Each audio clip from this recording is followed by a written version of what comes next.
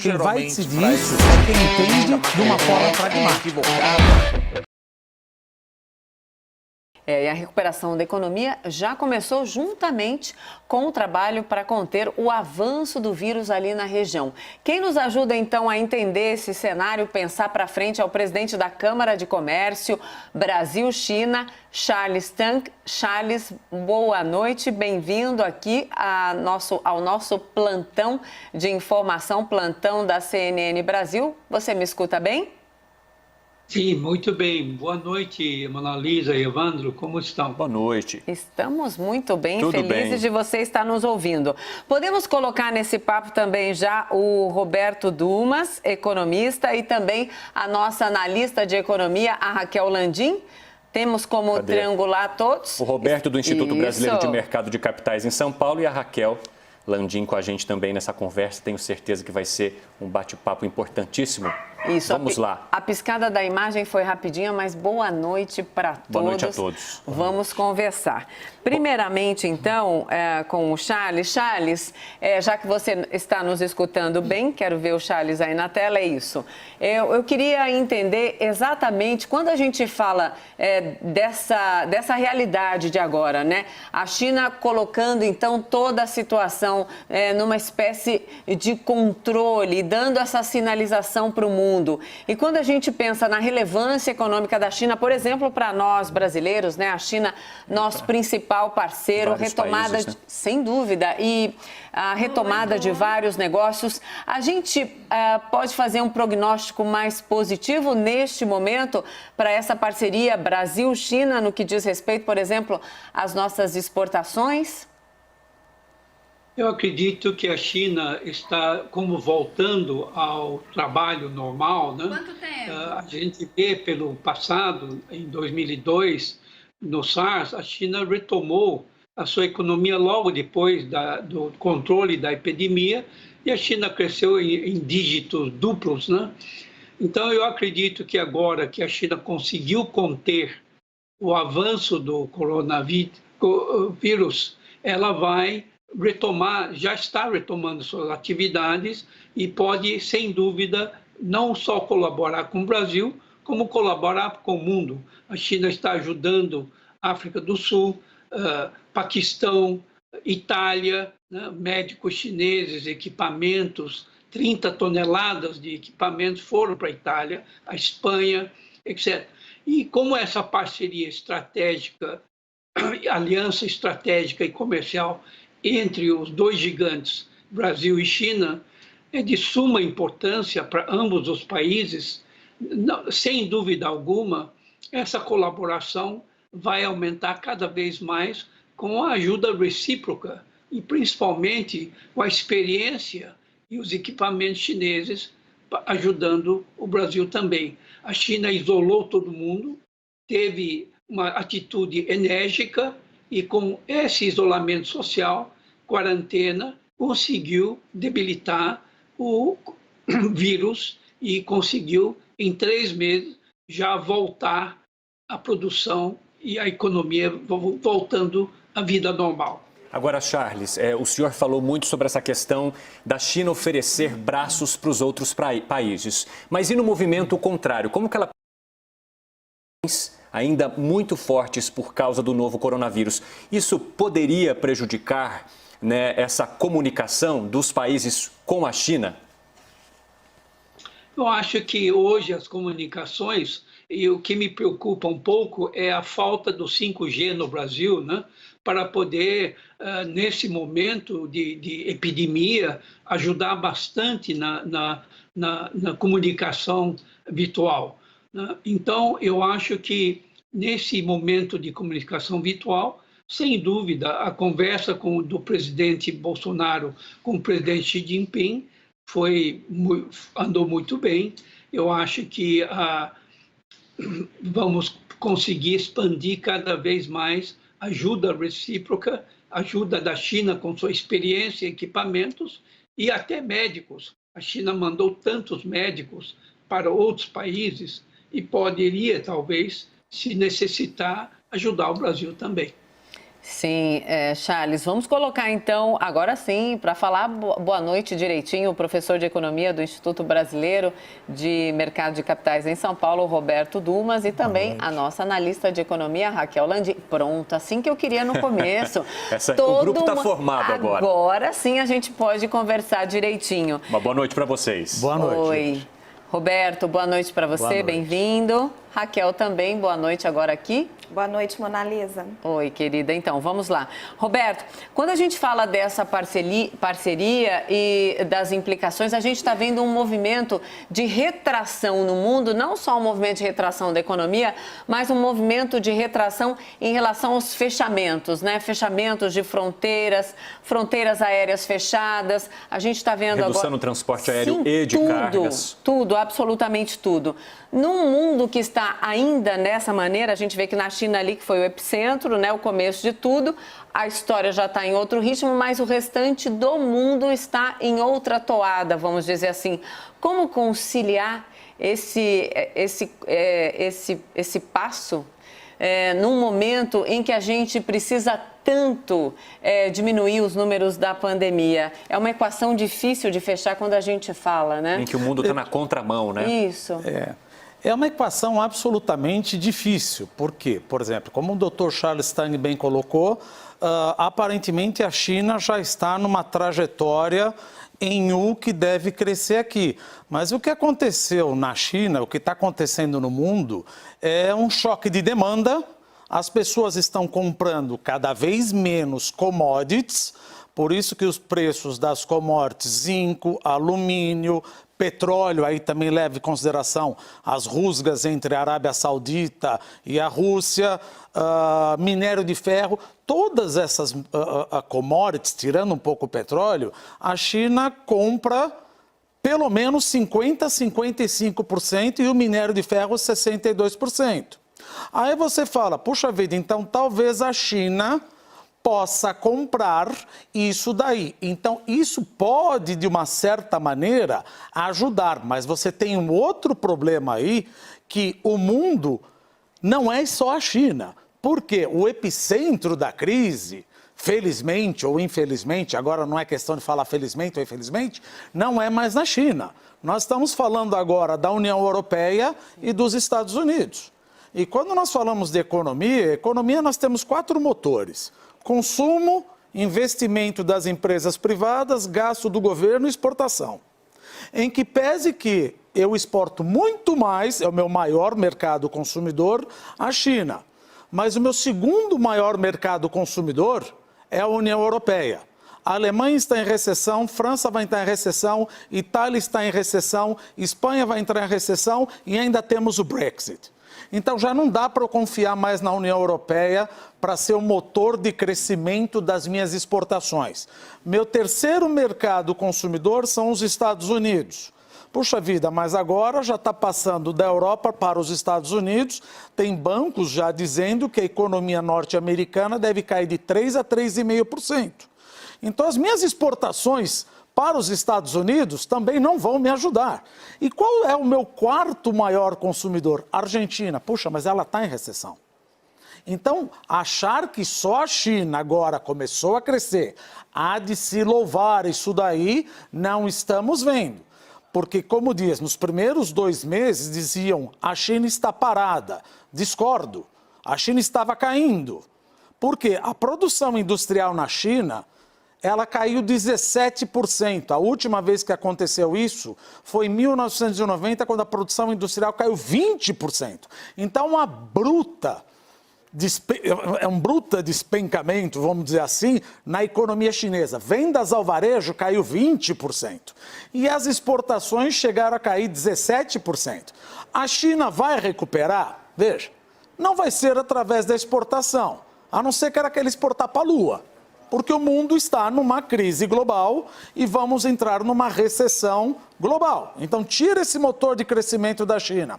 Consumo, vamos lembrar naqueles com meus 4 motores. O chinês, ele consome muito, mas ele tem um motor de crescimento muito mais voltado para investimento privado e gasto do governo. Então, o que nós estamos querendo dizer? A China pode crescer, mas ela vai se desbalancear mais ainda.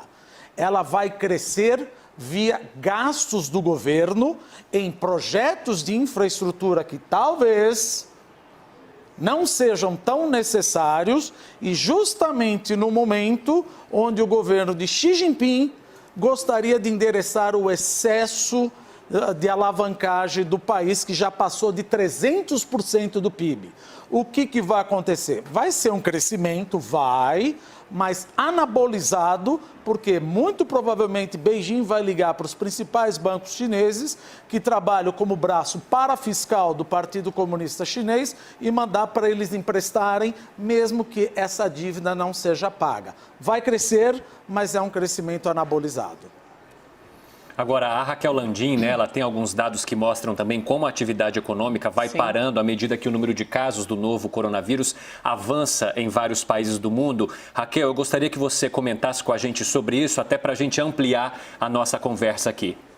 Sim, Evandro, vamos lá. A gente preparou uma arte, temos aqui a nossa arte. Bem, eu vou explicar. Pronto, aqui estamos. Vou explicar um pouquinho para vocês. Olha só, esses dados aqui foram preparados pelo economista Pedro Renault, do Banco Itaú, e eles relacionam em vermelho, gente, temos aqui os novos casos de Covid. E em azul, um indicador de atividade econômica, que é um indicador que a gente chama de alta frequência.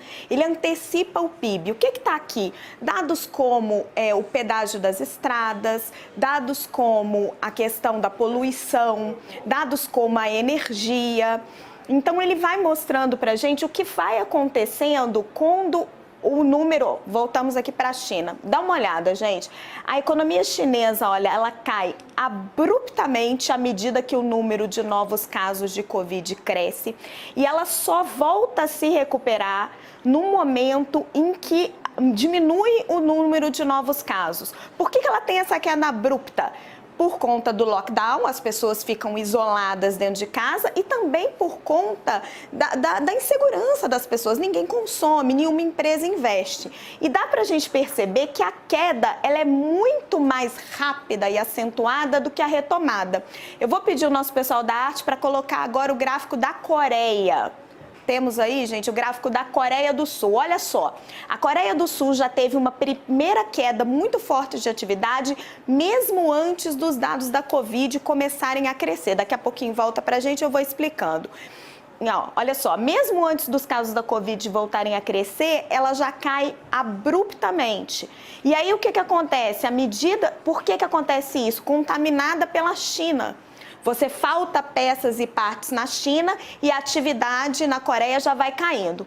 Quando a Coreia consegue controlar o número de novos casos, a atividade vai retomando, mas ainda de forma lenta.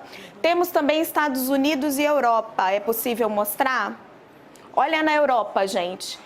O número de casos de Covid crescendo muito e a atividade derrubando. Ainda não temos a curva, porque como a gente sabe, o número de casos na Europa está crescendo enormemente. Então a gente ainda não tem essa recuperação. Nos Estados Unidos o gráfico é muito parecido. Daqui a pouquinho a gente mostra para vocês, mas também é uma queda, olha lá, uma queda abrupta de atividade enquanto os casos de Covid crescem. Provavelmente no Brasil, a gente está começando a viver isso daqui, a gente vai ter um gráfico muito parecido com esse. E o que a experiência internacional está nos mostrando a gente só vai recuperar, a nossa economia só vai retomar à medida que os novos casos de Covid comecem a diminuir, ou seja, à medida que a doença vá sendo controlada.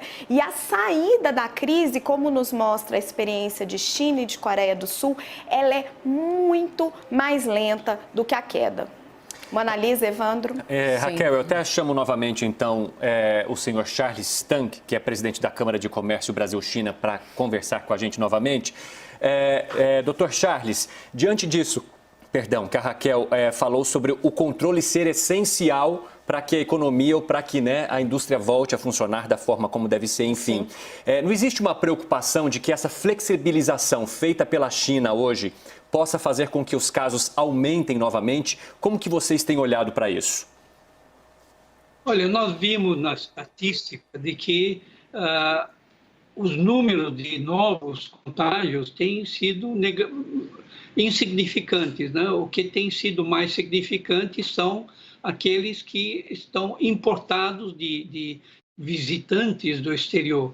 Por isso que a China fechou seus aeroportos, né? E fechou suas fronteiras temporariamente.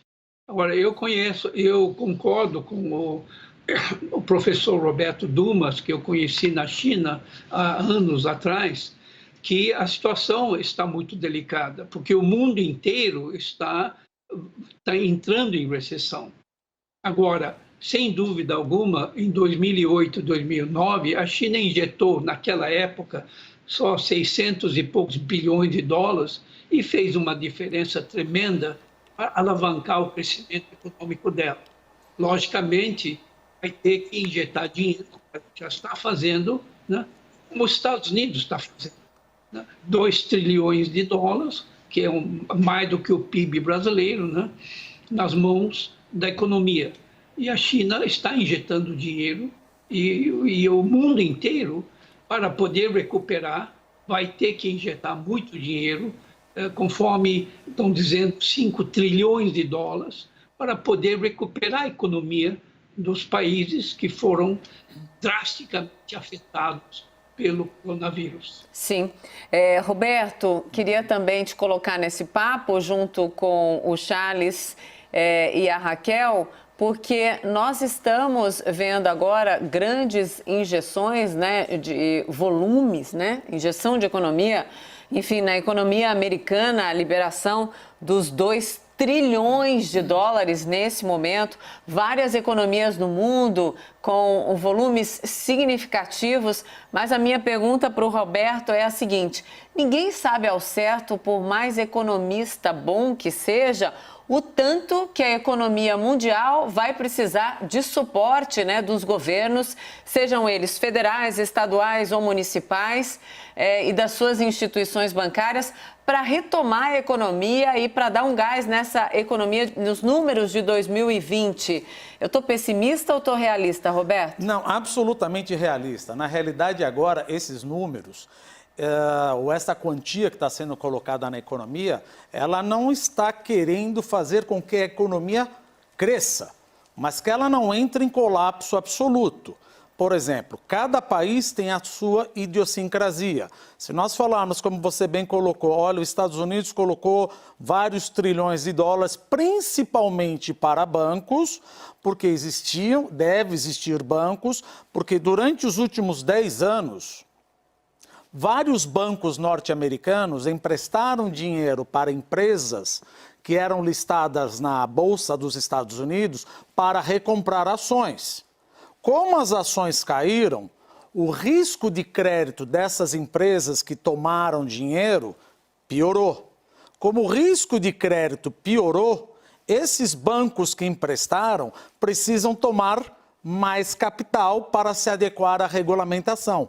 Por isso que você viu que o Banco Central acabou comprando commercial papers. Porque como é que um banco se ajusta? Ele precisa de liquidez. Então ele entra no mercado querendo vender papéis corporativos, mas mostrou que ninguém queria comprar. Então o Banco Central dos Estados Unidos falou, deixa que eu compro, porque eu sei porque deve ter bancos que precisam aumentar o capital, dado o nível de risco maior que eles estão expostos. No caso do Brasil, em que pese que o Banco Central brasileiro tenha injetado já 1 trilhão, na realidade, liquidez é crucial. Sim. Mas o que o Brasil precisa agora em relação a banco seria apetite de risco. Porque não adianta eu liberar, por exemplo, 800 bilhões ou 1 trilhão via minimização ou decréscimo de reserva compulsória à vista, compulsória a prazo, etc. Os bancos, o que eles vão fazer com esse dinheiro? Eles vão empossar, porque eles sabem que existe um risco de várias empresas quebrarem. Então, esses bancos, apesar de estar com dinheiro, eles vão comprar títulos públicos. E aí que vem a medida do Paulo Guedes. O que é? Olha, então já sei, vamos direto no ponto. Eu vou fazer uma política de 40 bilhões de reais não vai passar para a empresa e vai direto para a folha de pagamento das empresas. Porque não é questão de crescer, é questão de não destruir o capital econômico existente. Porque em algum momento, 4, 3, 4, 5 meses, a economia volta. Não acho que volte em V. Acho que volta em U. Vai demorar. Vai demorar isso daí. Então é melhor eu manter essas empresas num estado de sobrevivência do que deixá-las quebrar. E aí que vem aquela discussão de que se deve trabalhar ou se deve ficar em casa, né? Sim, Raquel, entra nesse papo até com o que o ministro Paulo Guedes disse hoje, que a gente ia sair, os brasileiros, né, o nosso país sairia da crise antes dos outros. Dá os seus componentes aí, Raquel.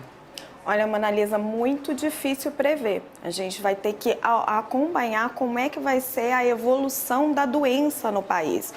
O governo está tentando colocar aí uma série de medidas para exatamente fazer isso que o Roberto está falando. Deixar as empresas e as pessoas em modo de sobrevivência, garantindo alguma renda e garantindo o fluxo de caixa das empresas para impedir o desemprego. E aí impedir que a volta seja muito mais lenta. Como a gente viu da experiência internacional, a volta ela é mais lenta. Agora eu queria fazer uma pergunta para os nossos convidados, tanto para o Roberto quanto para o Charles, sobre a questão da recuperação da economia chinesa. A gente viu que a China já começou a se recuperar à medida em que ela controlou o surto. Eu pergunto se ela não pode ter uma segunda onda de desaceleração, visto que os seus principais parceiros, Estados Unidos e Europa, estão sofrendo muito com a pandemia, não só em termos de saúde, como em termos econômicos. Será que essa recuperação da China não pode ser comprometida pelo desempenho de Estados Unidos e Europa? Posso responder, Charles? Sim. Tá, então eu começo. Na minha opinião, o que eu acho é, até um tempo atrás, até 2008, o principal motor de crescimento da China era exportações líquidas. Não são mais as exportações líquidas que fazem a China crescer. O que faz a China crescer é investimento do governo. Então, isso, apesar de nós vermos, provavelmente, por exemplo, no começo do ano nós estávamos estimando que a China deveria crescer 4,9. A estimativa agora é 3,5. Acho muito difícil o governo chinês mostrar esse número. Provavelmente ele vai mostrar algum número do tipo 4,5, parece que nada aconteceu. Mas o que ele pode fazer? Como eu digo sempre, exportação o mundo não quer comprar, isso eles nem estão pensando. Consumo, não adianta pedir para o chinês consumir, porque durante 10 anos o governo chinês, ele sempre priorizou a produção ao invés do consumo. Você está querendo dizer o quê? Nos últimos 15, 20 anos o chinês não consumia? Não, o chinês consumia demais, mas ele produzia demais ao quadrado. Por isso que ele vendia e era um verdadeiro polo exportador. Vendo que depois da crise de 2008 isso não funcionava, saindo Hu Jintao, entrando Xi Jinping, falou, vamos ligar o outro motor, que é consumo. Não deu tempo, então para evitar uma queda, agora eu tenho plena convicção que o governo vai querer entrar com tudo. Só que ao entrar, ele vai aumentar a alavancagem mais ainda. E aí fica a pergunta, será que esses bancos que provavelmente vão emprestar a pedido de Beijing, sem levar em consideração uma análise risco-retorno, mas simplesmente para garantir a legitimidade do Partido Comunista Chinês e garantir um crescimento de 4, 4,5, será que essas empresas, esses governos locais, essas empresas estatais que o governo, através dos bancos, vão emprestar, vão ser capazes de pagar de novo? Então é bem possível que créditos podres nesses bancos devem aumentar. Você está querendo dizer, então, que existe o risco de uma crise bancária? Não, zero de risco na crise bancária. Por quê? Porque a conta capital da China, ela é fechada. Praticamente, um chinês é proibido tirar o dinheiro, assim como um gringo é proibido de entrar. É muito pouco. Você tem o QDII, QFII, que não passa de 40 a 60 bi. Isso não é nada.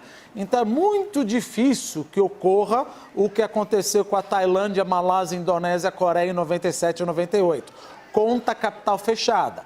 Mas, ao você se alavancar dessa maneira, você só vai conseguir limpar os bancos através dessa maior onda de créditos podres, através do que a gente chama repressão financeira, tributando cada vez mais a população. Como? Mantendo a taxa de juros mais baixa, para que os bancos possam aproveitar uma lucratividade maior e limpar os bancos. E isso só posterga o tão necessário rebalanceamento econômico do crescimento da China para virar para mais consumo. Ou seja, estão empurrando com a barriga aquilo que você precisa. Já passou da hora de aumentar o consumo. Mas veio uma crise. Puxa vida, mas qualquer livro de economia vai falar o seguinte: olha, se vier uma crise, vamos apanhar, vamos ter um problema, o PIB vai crescer. Não. Se nós formos lá para a história, nós vamos ver que a última vez que a China cresceu 1,5% foi justamente em 1989, quando tivemos o massacre da Praça da Paz Celestial. Economia, política e sociedade vale no mundo inteiro. Quando a economia vai mal, a sociedade reclama. A sociedade reclama, pede a cabeça do rei. Isso, num país democrático, a gente tira o presidente e faz uma nova eleição. Lá não, eu tenho que botar o tanque na rua. Então, a China precisa crescer. Mesmo que seja anabolizado, mesmo que nós percebamos que isso vai trazer mais non-performing loans, ou seja, mais créditos podres, mesmo que isso postergue o tão necessário rebalanceamento para consumo, mas é a única maneira de você garantir a legitimidade do Partido Comunista Chinês, evitando tensões sociais e um aumento do desemprego desenfreado, como nós vimos em 89. Charles, e você, qual é a sua opinião? Você acha que a crise nos Estados Unidos e na Europa pode impactar a China? Olha, sem dúvida alguma que a crise nos Estados Unidos e na Europa vai impactar a China. Só que já tem alguns anos, o professor Dumas trabalhou em banco lá na China, conhece bem a situação chinesa. Mas, como nós sabemos, a China já tem alguns anos que está saindo do modelo de investimentos e exportação para o modelo de consumo, né? Cada vez mais o governo, aumentando a classe média chinesa, tem 600 milhões de pessoas. A China deve acabar com a pobreza nesse ano ou ano que vem. Então, o número de bilionários, milionários na China é gigantesco. Então, o consumo, a cada vez mais a China está orientando sua economia para sair só do modelo de investimento e de exportação para cada vez mais se basear no modelo de consumo, né? E estamos vendo que a China está consumindo cada vez mais. Logicamente, essa queda de economia vai prejudicar o consumo também. Mas a retomada rápida no passado da China, tanto na crise financeira como no SARS, etc., também foi rápida. Agora, professor Roberto Dumas, eu gostaria que o senhor falasse para a gente qual que é a expectativa, porque em muitas das reportagens que eu tenho feito, né, com empresários ou com indústrias que lidem, né, com esse mercado direto com a China e com outros países, muitos, numa visão até ali, dizem realista, falam, este ano está perdido para a gente. O que o senhor avalia sobre essa questão? É realmente 2020 um ano que deve ser esquecido ou que, né, deverá ser esquecido por essas pessoas, por esses empresários, pelas indústrias, principalmente que trabalham diretamente com a China? Olha, se nós estivermos falando em relação ao Brasil, sim, o ano está perdido.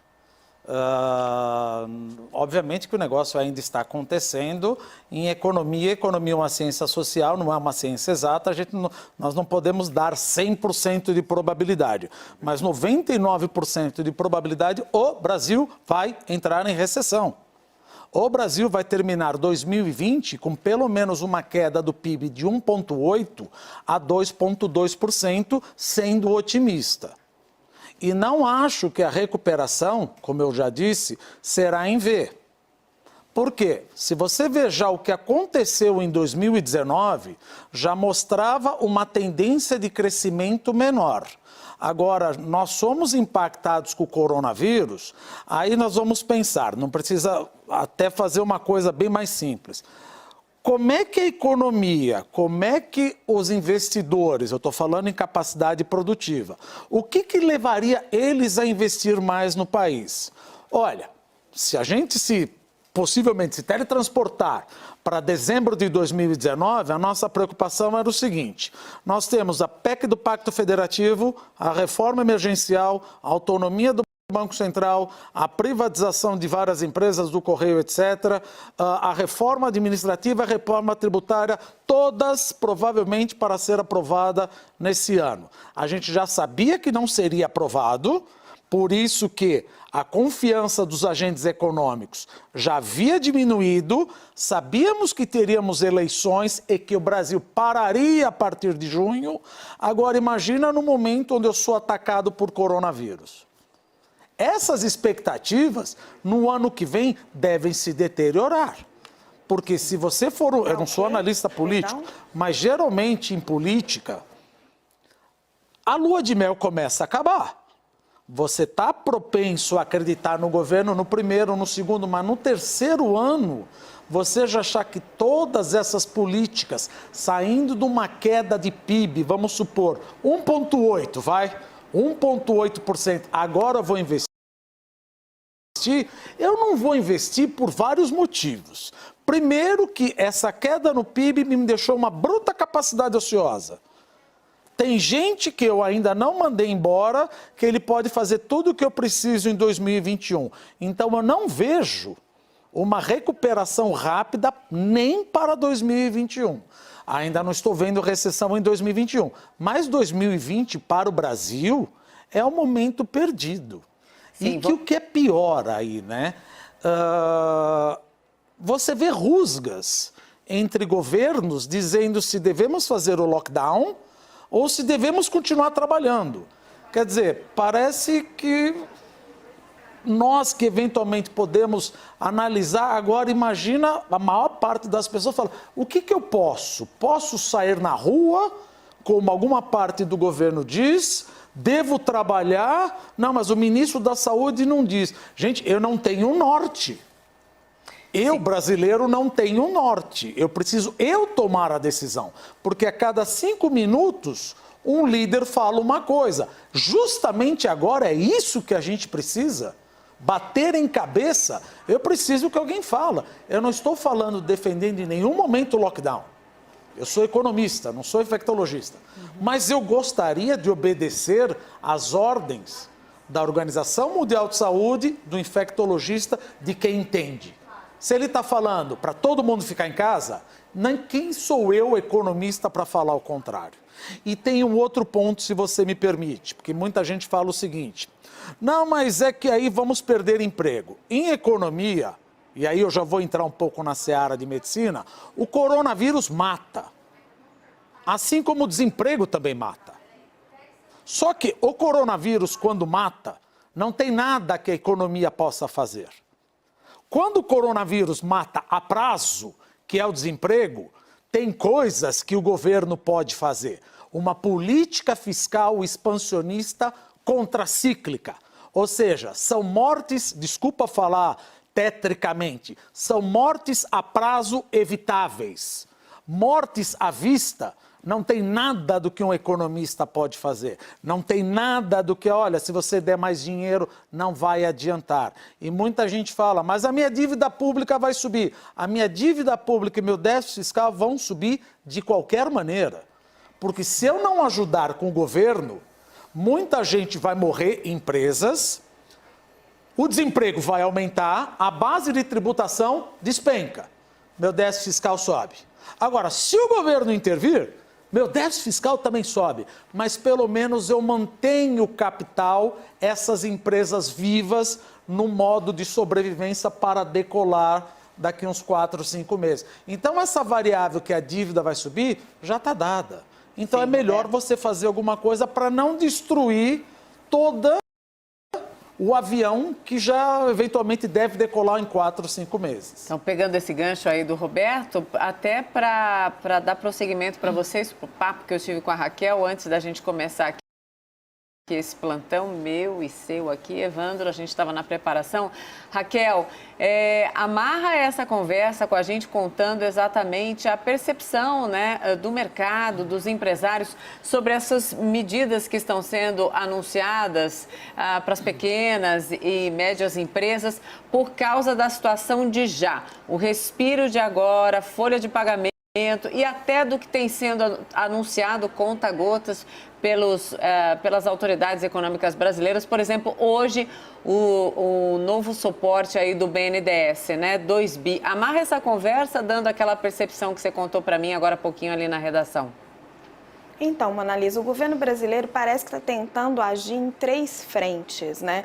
Uma, sustentando a renda das pessoas. E aí temos a renda básica, que vem sendo chamada aí de Corona Voucher, que são os R$600 para os informais, que hoje é um grande contingente da população brasileira.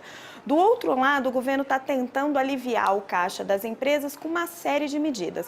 A mais recente delas, que foi muito elogiada por bancos, pelos economistas, é de passar dinheiro do Tesouro diretamente para a conta do trabalhador, deixando aí um crédito que a empresa vai poder pagar a juro bem baixinho.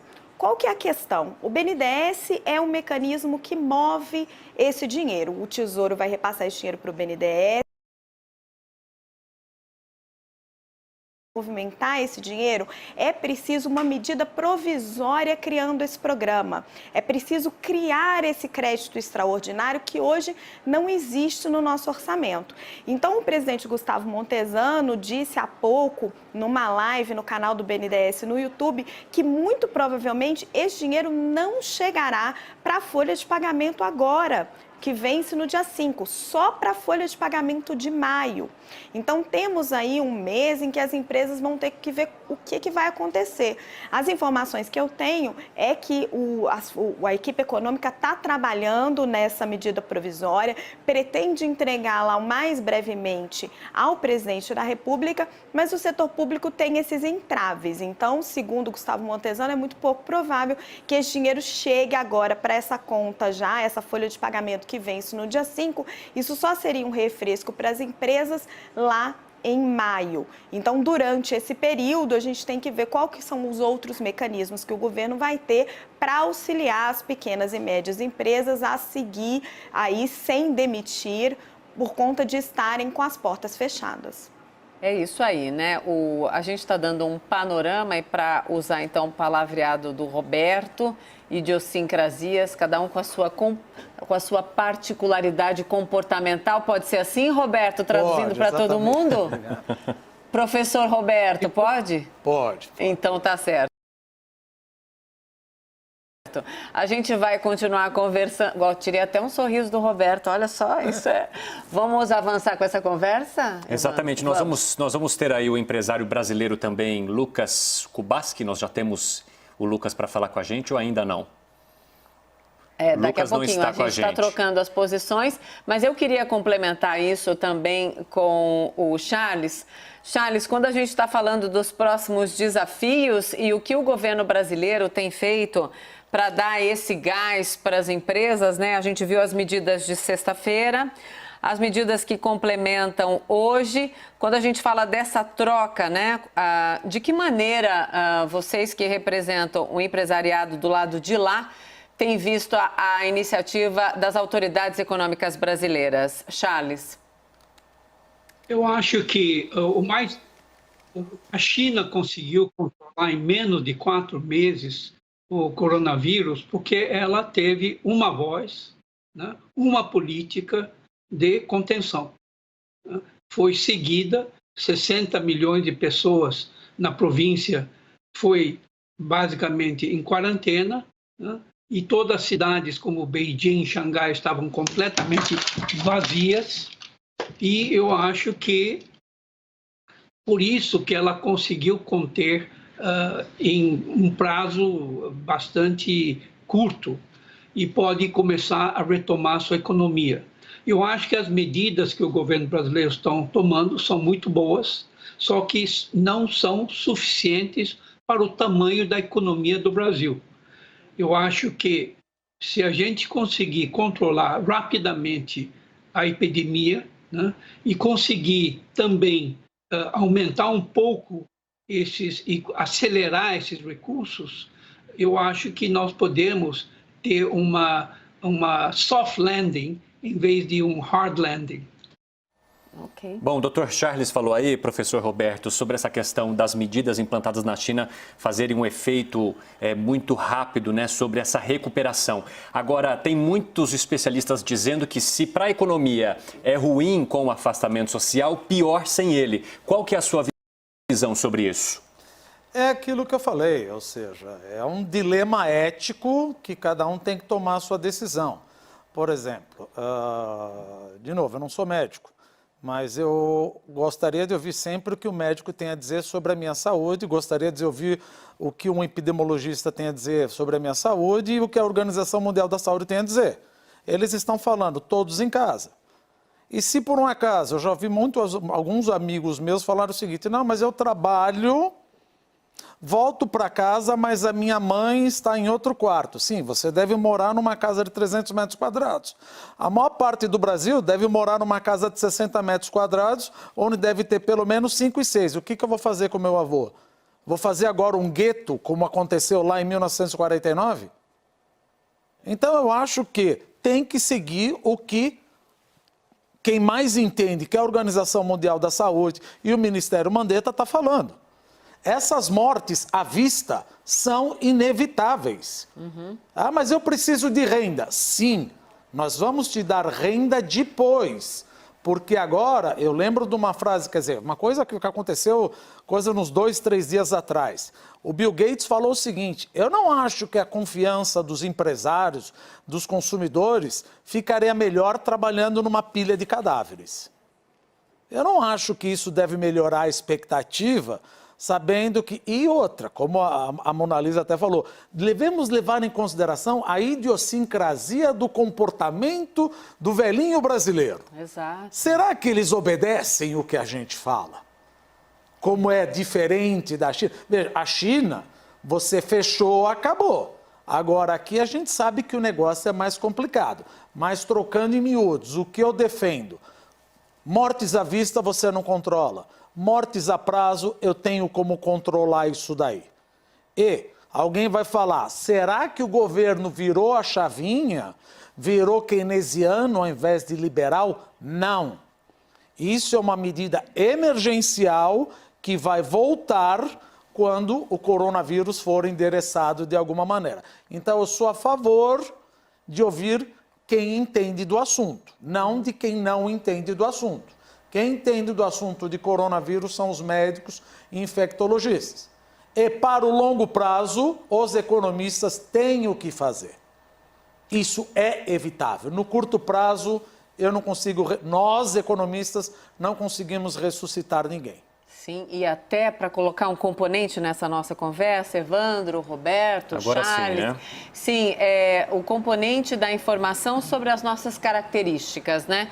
Na minha apuração de hoje, os números recentes do IBGE, 31 milhões de brasileiros não têm água encanada. Só para dar um molho nessa nossa conversa, já que eu estou falando com gente que gosta de números. 74 milhões de brasileiros vivem em áreas sem esgoto e quase 6 milhões de brasileiros não têm banheiro em casa. E isso é uma discussão direta em relação às questões do isolamento, às consequências disso. E que agora veio para a superfície. Exato, exato. E tem aquela máxima, né, Roberto e todo mundo que nos acompanha. Infelizmente, a gente não vê de uma maneira recorrente e forte a atuação dos governantes de fazer obra que não aparece, né? Aquela obra que está debaixo da terra, que é saneamento básico, metrô, enfim, toda essa gama. Roberto, diante desses números, aí sim a gente volta com aquele palavrão, as idiosincrasias, que são as características muito particulares de cada lugar, para a gente conseguir entender o que vem pela frente, né? Quando a gente faz a comparação econômica de um lugar para o outro, certo? Exatamente. Eu acho que, baseado nisso daí que você falou e o que eu estou ouvindo de infectologista, desculpa, não quero entrar nessa seara, mas o que eu tenho ouvido, fique em casa. Eu preciso ganhar minha renda, fique em casa, porque você vai passar para quem você mora. Você acabou de falar, provavelmente essas pessoas que não têm acesso ao saneamento básico, você imagina o tamanho da casa que ele mora. E quantas pessoas moram lá dentro? Eu tomo cuidado. Não, você não toma cuidado. Já está provado que um vírus, olha eu já me metendo na medicina, pelo amor de Deus, se eu falar alguma bobagem, um infectologista, mas já vi papers que, dependendo da temperatura, o vírus fica até 9 dias naquele material morto. Então, quer dizer, você pegou na maçaneta, pegou nisso daqui, etc. e tal, talvez o teu avô tenha pego. Então, pelo amor de Deus, gente, vamos ouvir quem entende. Se é para falar de economia, chamemos um economista. Se é para falar de devemos ficar em casa, todos os médicos e até o ministro está falando. Quem somos nós? E aí fica aquele proselitismo. Não, fora um, fora... Para com isso, pelo amor de Deus. Não é hora de ter um negócio desses. Vamos ouvir quem mais tem para falar e quem mais entende do assunto. A gente dá aproveita... para ter renda? Dá para ter renda, depois. Agora vamos tentar manter ele vivo. Desculpa. Imagina, não, o senhor falou, vamos ouvir quem entende do assunto e a gente vai trazer para essa conversa agora alguém que é um empresário brasileiro que lida diretamente com empresas chinesas, que é o Lucas Kubaski. Seja bem-vindo aí ao nosso bate-papo, Lucas. Uma boa noite para você e eu gostaria que você trouxesse a sua impressão a partir do momento em que a China começa agora a flexibilizar algumas medidas. Boa noite, Mona Lisa. Oi, boa noite, Evandro. Boa noite aos demais convidados. Bom, como vocês disseram, eu trabalho em uma grande empresa chinesa, uma empresa com mais de 16 mil funcionários espalhados ao redor do mundo e grande parte deles, a grande maioria, estão lá na China, né? E passamos por um período complicado. A empresa paralisou as atividades na China durante praticamente 3 semanas. Ficamos durante 3 semanas com o pessoal do escritório em home office. As fábricas nossas na China pararam por esse período. E à medida que o tempo vem passando, a gente vem retomando e reestabilizando novamente a produção e as atividades administrativas da empresa. Nossa fábrica parou logo após o Ano Novo Chinês, né, o Spring Festival da China, ficamos 3 semanas parados. Retomamos a operação com 50% da capacidade. Gradativamente essa retomada vem escalando, né? Hoje a gente já conseguiu na semana passada voltar aos 100% da capacidade de produção de produtos nossos, mas sim, realmente foi um período bem complicado. Então, Lucas, qual que é o produto? E você falou que a retomada agora, nesse momento, está em que patamar? 70%, é isso? Na verdade, a nossa empresa ela produz sistemas de segurança eletrônica, mais especificamente câmeras de segurança, né? Inclusive, produzimos câmeras que ajudam, inclusive, no combate aí ao avanço da epidemia, que são câmeras para medir temperaturas das pessoas. Hoje estamos com 100% novamente da capacidade de produção, mas alcançamos esse nível na semana passada. Até por uma questão de necessidade de produção de produtos para o mundo, produtos esses que podem aí sim ajudar na contenção do avanço do coronavírus no mundo todo. Mas significou perda de postos de trabalho para alguém do lado de cá ou do lado de lá, ou não? Não, a empresa está com um bom fluxo de caixa, conseguiu manter todos os empregos até o momento. Obviamente nós temos aí mais de 50 escritórios e filiais espalhados pelo mundo, o Brasil é uma delas, né, onde eu trabalho. Aqui no Brasil hoje, todos os nossos funcionários estão em home office, não tem absolutamente ninguém indo para o escritório, mas graças à tecnologia a gente consegue tocar as atividades do dia a dia sem grandes problemas, né? Hoje videoconferência, telefone e os aplicativos de conversação nos ajudam muito nas atividades do dia a dia. Agora, Lucas, para que esses produtos cheguem de fato, como que tem sido a relação entre China e Brasil, com a China melhorando um pouco as medidas e o Brasil mantendo as restrições? Como que está aí, mantendo e aumentando as restrições? Como que estão os bastidores aí dessa comunicação entre os dois países? Olha, Evandro, a gente tem uma comunicação muito boa, assim, apesar das medidas restritivas impostas pelo Brasil, a China ainda é um grande fornecedor de produtos no Brasil, principalmente nos produtos relacionados à tecnologia. Nós não notamos, assim, para a nossa área especificamente, restrições. Notamos, obviamente, uma baixa na demanda de alguns produtos, por questões óbvias, né? Mas, em contrapartida, notamos um aumento na demanda de outros produtos que são especificamente utilizados para esse combate ao coronavírus, como as câmeras térmicas, por exemplo. Hoje a gente tem visto no Brasil e no mundo uma grande necessidade de aplicação desses produtos e uma grande procura desses produtos. Então, obviamente, a gente não pode parar de produzir. Existem dificuldades agora na questão logística, né? O número de voos da China saindo da China, e o número de voos no mundo todo diminuiu muito e, obviamente, a gente tem algumas restrições logísticas, mas até então não tivemos nenhum impacto em nossos negócios aqui no Brasil. Tá certo. Eu vou me despedir agora do presidente da Câmara de Comércio Brasil-China, o Charles Tang, que conversou com a gente. Obrigada, Charles. Para esse tchau, você quer arrematar alguma coisa? Sim, eu gostaria também de colocar em debate a importância dos investimentos estrangeiros e empréstimos estrangeiros para ajudar a economia do Brasil. Quando o Brasil esteve na sua pior fase da crise econômica 3 anos atrás, a China emprestou 15 bilhões de dólares para a Petrobras, em cima dos 5 bilhões que já tinha emprestado, investiu nessa época mais de 20 bilhões de dólares no Brasil, e também criou um fundo de investimento em infraestrutura de mais de 20 bilhões de dólares, onde a China contribuiu com 15 bilhões de dólares. Então, eu acho que esse é um fator que essa viagem do presidente Bolsonaro para a China, onde ele manteve bons entendimentos com o presidente Xi Jinping, também é muito importante para qualquer retomada da economia do Brasil ou de outros países onde a China investe maciçamente, e inclusive também para a própria China, que está fazendo os investimentos.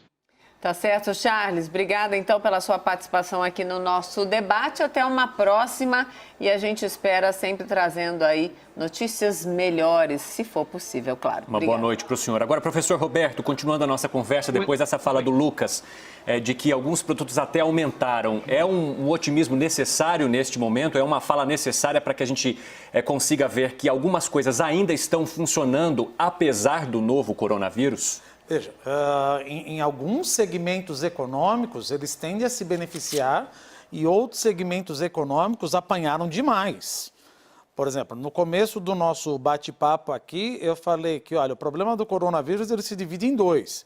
Ele é um choque de demanda, ou seja, a China parou de consumir todas aquelas commodities que nós falamos, consumia 50% até 62% de minério de ferro, mas também é um choque de oferta.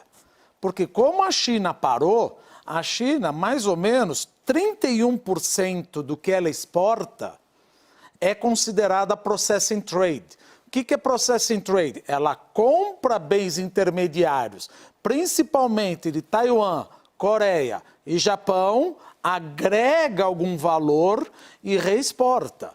Ora, se a China para, é por isso que você também, levando também em consideração toda a parte da saúde que bateu no Japão, bateu na Coreia, mas mesmo que não batesse, bateria na economia da Coreia, porque 30% é o que você exporta, isso é considerado processing trade.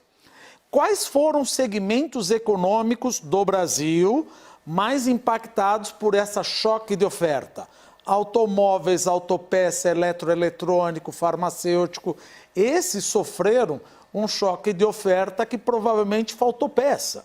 Porque quem trabalha numa montadora pode até me dizer o que aconteceu lá com uma montadora francesa na Coreia, etc. Faltou um cluster de um para-brisa, o que eu quero que aconteça, a montadora para totalmente.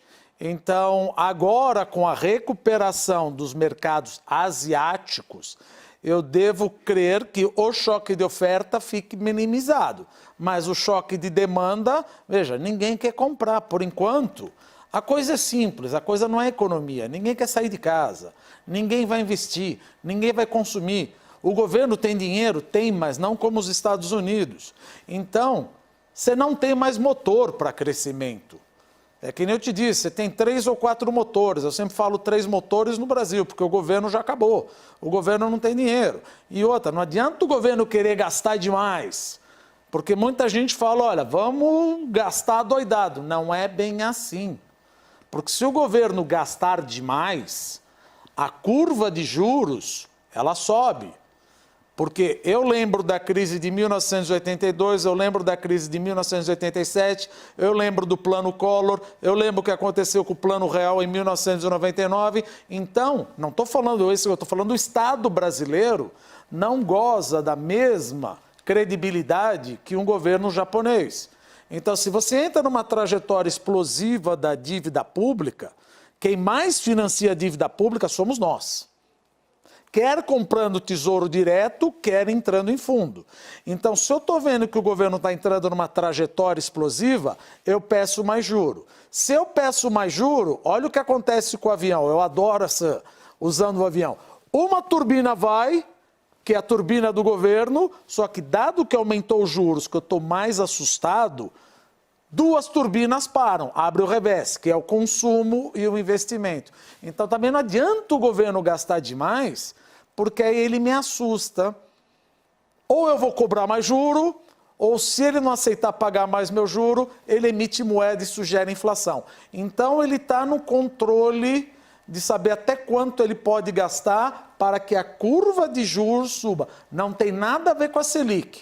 A curva de juros mostra, além do meu risco, o meu receio de que lá na frente teremos inflação ou o governo vai ter que oferecer mais retorno para título público para eu, poupador, não são os bancos os maiores financiadores, possamos comprar o título público. Porque caso eu não concorde com a taxa de juros, o governo vai emitir e vai começar a emitir moeda e aí voltamos como era na década de 90 do overnight. Até porque, Roberto, falando dos juros de hoje, né, dessa nova linha do BNDES, 2 bilhões, os juros não estão baixinhos não, né? 5 ponto alguma coisa, deixa eu olhar aqui meu caderninho. Você tem o número aí na cabeça, Roberto?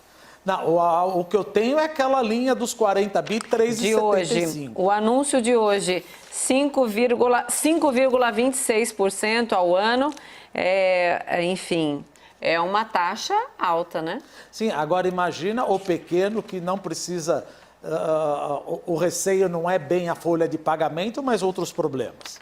Veja, o spread bancário é um absurdo. O spread bancário é um absurdo que daria até um outro programa, ver. A legislação brasileira, a justiça brasileira sempre querendo ajudar o devedor, o banco faz o quê? Além da falta de concorrência, o banco faz o quê? Sobe o spread porque eu sei que sempre existe a justiça social. Fazer o bem é bom, só que não existe almoço de graça. O fato de você ter o direito não transforma as coisas infinitas. É isso que às vezes as pessoas não entendem. Mas é meu direito, sim, mas acabou o dinheiro.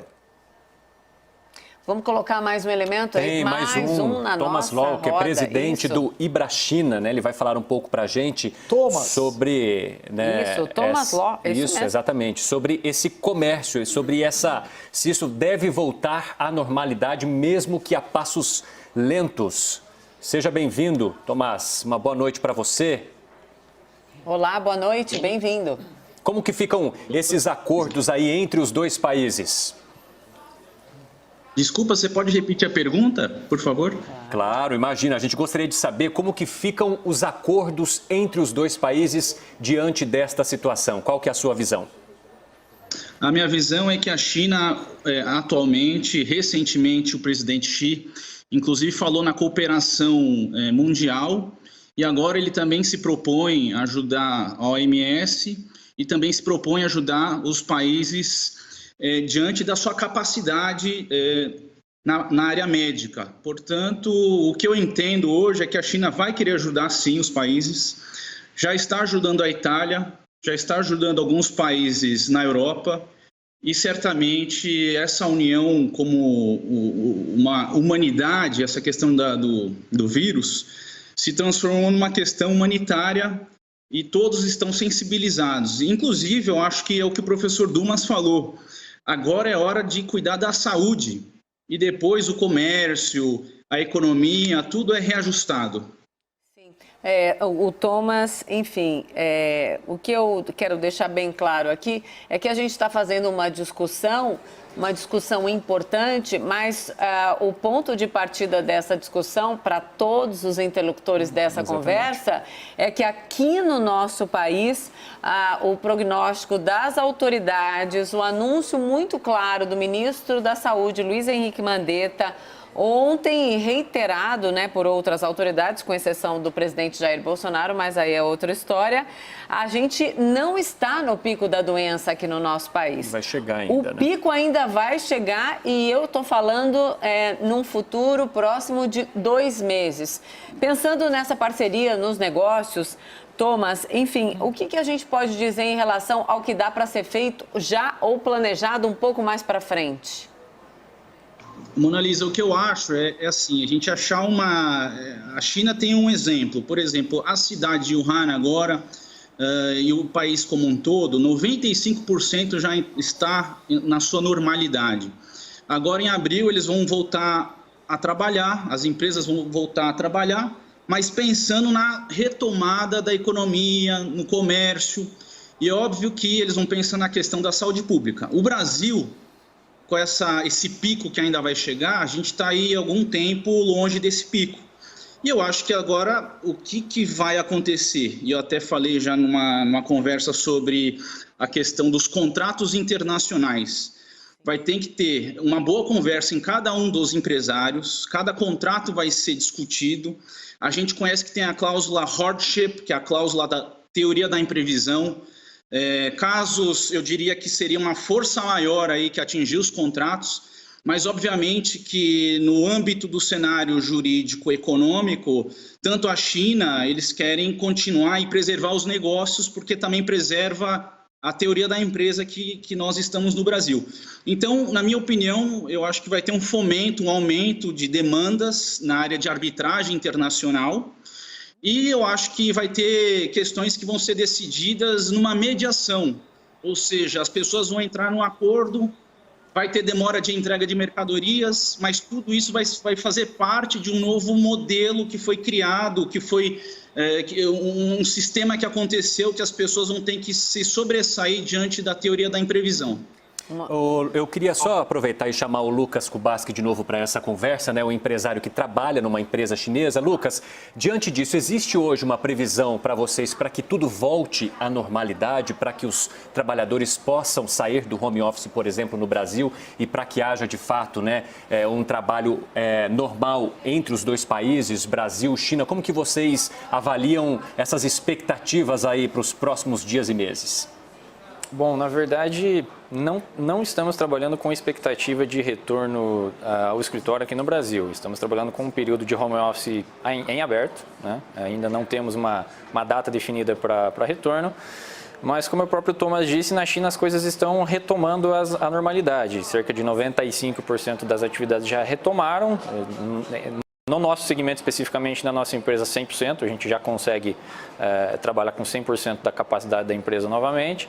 E o bate-papo com a China ele é diário, a gente está sempre em contato com eles e tentando, de alguma forma, encontrar maneiras de evitar quaisquer tipos de transtorno no fornecimento dos nossos produtos aqui no Brasil. Sim, Thomas, também Lucas e Roberto, vamos aqui de novo colocar todos os nossos interlocutores, uma pergunta para todos vocês.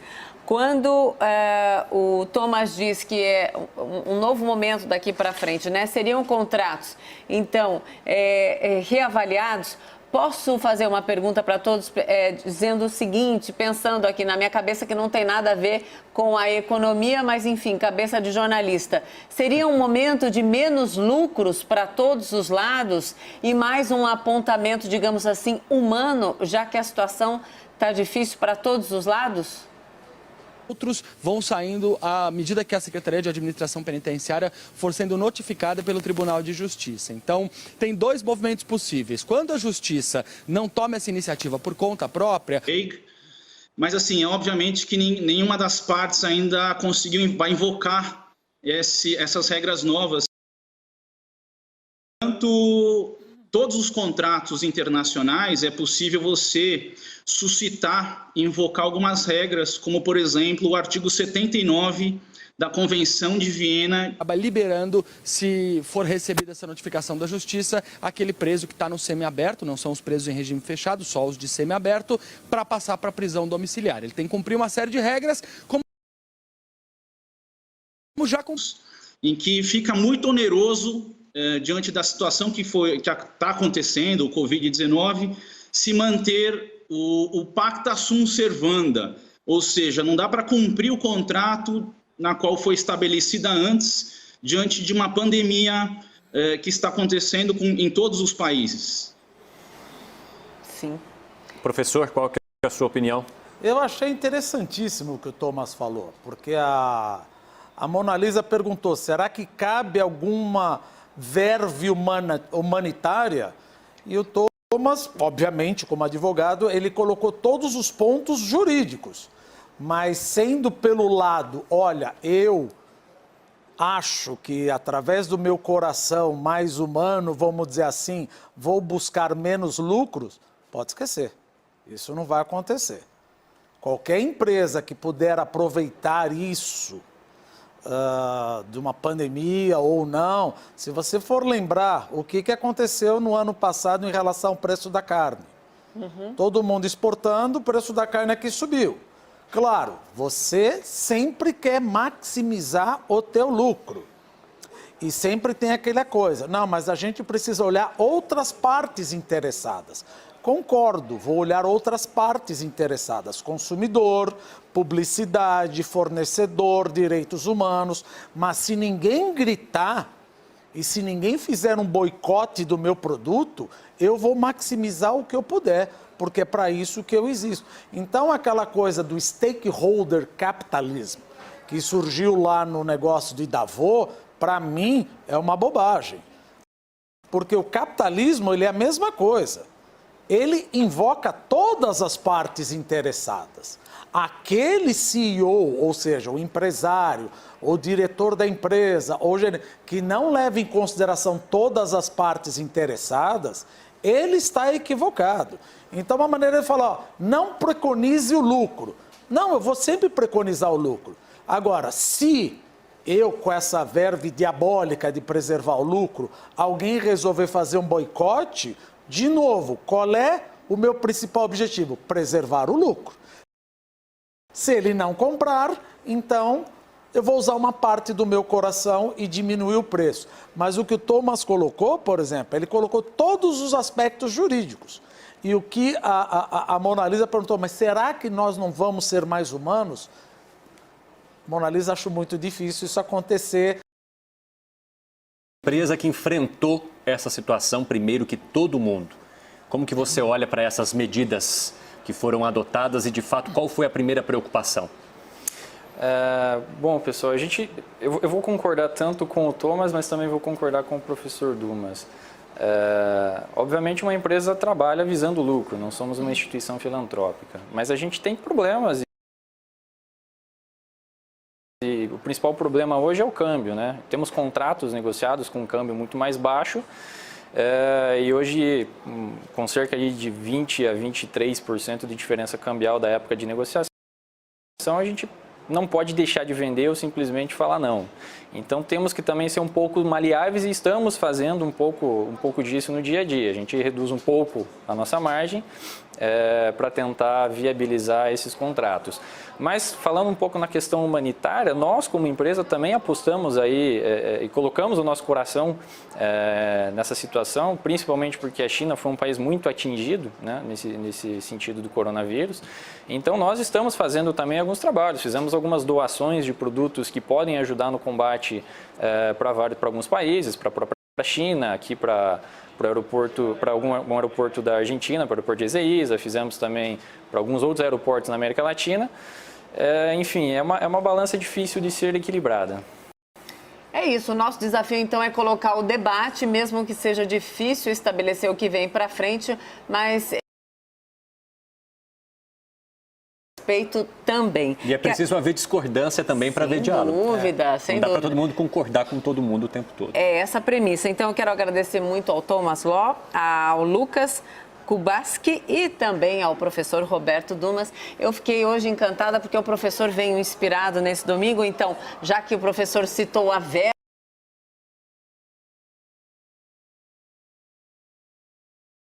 serve a inspiração, vocês foram pura inspiração. Muito obrigada, até o próximo debate. Muito obrigado. Uma boa noite para vocês. Boa noite.